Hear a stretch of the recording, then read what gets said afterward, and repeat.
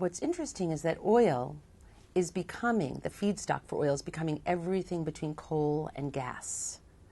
So you're going to have some oils or some petroleum feedstocks that go into oil that look more like coal, and then some that are still liquid, and some that actually are going to be more gas-like. And that's what's changing about oil, that oil is becoming everything between coal and gas. We've lived the 20th century, the first part of our oil mobility future, with crude oil, mostly coming from the Middle East, and first from the US, and it looked like one thing, pretty much. It was a certain range of liquid fuel. These unconventional oils are changing not only from conventional oil, but from each other. So each and every one of them is different from oil, as we know it today, and from each other. Are these unconventional oils all equally carbon intensive? No. When you say the word, people, this is a great way to differentiate them. When you hear the word heavy, when you hear that it's a heavy oil or a heavy hydrocarbon, that means more carbon.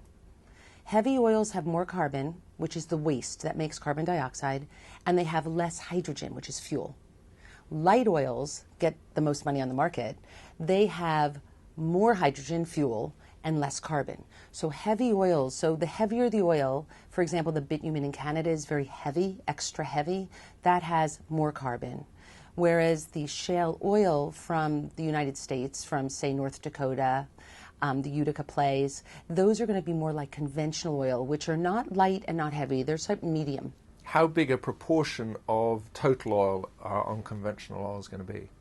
Everything about the changing nature of oil is going to be moderated through the marketplace. So when the price of oil is high, we're going to look for alternatives. And that's what we've been coming through the last few years, where the price of oil was over $100 a barrel, up to almost $150 a barrel a few years ago. And that started to turn things on. And then everything started to turn on at that price. Now the price of oil's in the 80s, the high 80s, and so things will kind of dampen out. So what the future of oil is, in terms of these unconventionals, has to do with the price of oil. That will determine it. The higher the price of conventional oil, the more alternatives we'll get, the more unconventional oils will turn on. The lower the price, the fewer unconventionals will turn on. But we do know that conventional oil's peaked.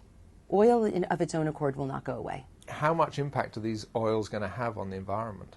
Well, what really we need to learn to do is how to deal with all different types of oils. And we haven't done that for the last 100 years. We've learned to deal with a system of one type of crude oil. And we've managed our system, and we've set up rules around crude oil.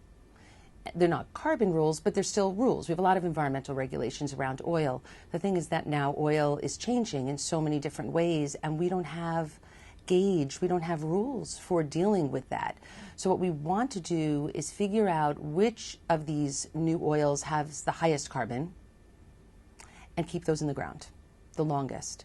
And then use the new oils that are more, say, gas-like or more conventional-like. They might use unconventional means of taking them out of the ground, but they're more like oil, and use those. So we need we need new rules to differentiate what we take out of the ground and what we keep in the ground.